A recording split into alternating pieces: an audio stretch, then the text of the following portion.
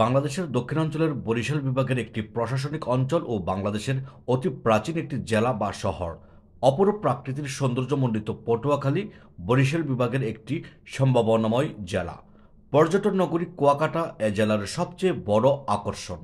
এখানে রয়েছে একসাথে সূর্যোদয় ও সূর্যাস্ত দেখার অপরূপ দৃশ্য, যা বিশ্বে বিরল।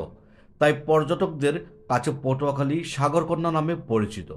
উপজেলা সংখ্যানুসারে পটুয়াখালী বাংলাদেশের একটি এ শ্রেণীভুক্ত জেলা। মেঘনা নদীর অববাহিকায় পললভূমি এবং কিছু চরাঞ্চল নিয়ে এই জেলা গঠিত।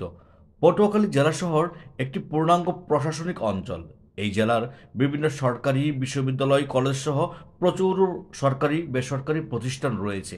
পাকিস্তান আমলে 1969 সালে পটুয়াখালী মহকুমাকে একটি জেলায় উন্নতি করা হয়। দেশের সর্ববৃহৎ তাপবিদ্যুৎ কেন্দ্র পায়রা তাপবিদ্যুৎ কেন্দ্র, তৃতীয় বৃহত্তর সমুদ্র বন্দর পায়রা বন্দর, সমুদ্র সৈকত কুয়াকাটা, দক্ষিণাঞ্চলের সর্বপ্রথম বিশ্ববিদ্যালয় পটুয়াখালী বিজ্ঞান ও প্রযুক্তি বিশ্ববিদ্যালয় রয়েছে এই জেলায়। পটুয়াখালীর সদরের যেই সৌন্দর্য, রাস্তাঘাটের যে পরিচ্ছন্নতা এবং আকর্ষণীয় নান্দনিক ল্যাম্পপোস্টগুলো এই শহরকে আরও সুন্দর করে তুলেছে।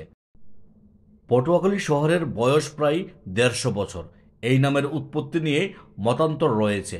কবে, কখন, কিভাবে পটুয়াখালী নামকরণ হয়েছিল তা বলা দুরূহ ব্যাপার। এ নামকরণ সম্পর্কে তেমন কোনো দালিলিক প্রমাণ নেই। পটুয়াখালী নামকরণের ক্ষেত্রে মতভেদ থাকলেও অধিকাংশেই স্বর্গীয় দেবেন্দ্রনাথ দত্তের পুরনো কবিতার সূত্র ধরে পটুয়ার খাল থেকে পটুয়াখালী নামকরণের উৎপত্তি বলে সমর্থন করেন। সপ্তদশ শতাব্দীতে পর্তুগিজ জলদস্যুদের হামলা, লুণ্ঠন, অগ্নিসংযোগ, নারী নির্যাতন, অপহরণ ও ধ্বংসলীলাই বাকলা চন্দ্রদ্বীপের দক্ষিণাঞ্চলে প্রায় জনশূন্য হয়ে পড়ে। এ সময় বর্তমান পটুয়াখালী শহর এলাকা ছিল সুন্দরবন এবং নদীর উত্তর পাড়ে ছিল লোকালয়। উত্তর পাশের বর্তমান লাউকাঠি নদী ছিল লোহালিয়া ও পায়রা নদীর ভারানী খাল। এই ভারানী খাল দিয়েই পর্তুগিজ জলদস্যুরা এসে গ্রামের পর গ্রাম চালাতো লুণ্ঠন ও অত্যাচার। এই খাল দিয়ে পর্তুগিজদের আগমনের কারণে স্থানীয়রা তৈরি করে অনেক কেচ্ছা ও গল্প কাহিনী। এর নাম তখন সবার মুখে মুখে পটুয়ার খাল।